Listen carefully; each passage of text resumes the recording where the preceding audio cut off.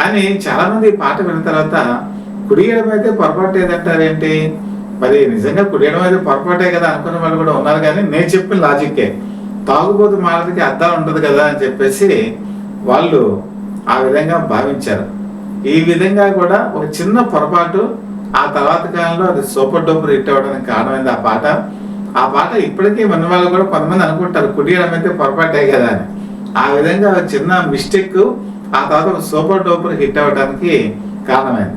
ఇక దేవదాసు చిత్రీకరణ విషయం చెప్పేటప్పటికీ మీకు ఇంకో విషయం కూడా చెప్పాలి. ఇక్కడ సూపర్ స్టార్ కృష్ణ కూడా ఒక దేవదాసు తీశారు. ఈ దేవదాసు ఈ 1975లో రిలీజ్ అయింది.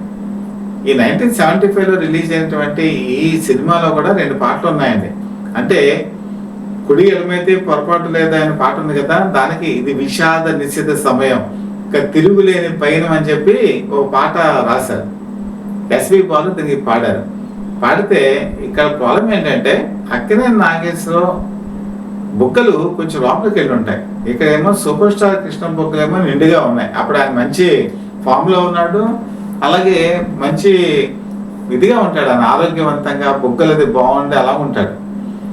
ఈ బొగ్గలు లోపలికి వెళ్ళిపోయేటువంటి అక్కినేని నాగేశ్వరరావు కళ్ళు లోపలికి వెళ్ళిపోయి ఉంటాయి జనగానే. అలాంటికి అక్కడ సూట్ అయింది. ఇక్కడ కృష్ణకి ఎలా సూట్ అవుతుందని అనుకున్నప్పుడు మేకప్ వేశారు. మేకప్ వేసినా కూడా సరిపోవట్లా.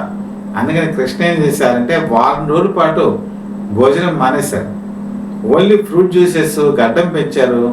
తర్వాత కళ్ళు కూడా లోపలికి వెళ్ళిపోవడానికి ఆయన రాత్రి పగలు నిద్రపోకుండా, మెయిన్ రాత్రిపూట ఈ కళ్ళు నిద్రమతికి ఎలా వాలిపోతూ ఉంటాయి కదా, అలాంటి సమయాన్ని చూసుకొని అలాంటి షాట్లు ఆ టైంలో పెట్టుకున్నారు. అందుకని మీకు అచ్చు అక్కినేని నాగేశ్వరరావు కుడి ఎడమైతే పొరపాటు లేదో అయినప్పుడు ఆయన కళ్ళు చూడండి అలాగ బరువుగా కిందకి దిగిపోతూ ఉంటాయి. అలాగే కృష్ణ కూడా అదే ఎఫెక్ట్ని చూపించడం జరిగింది.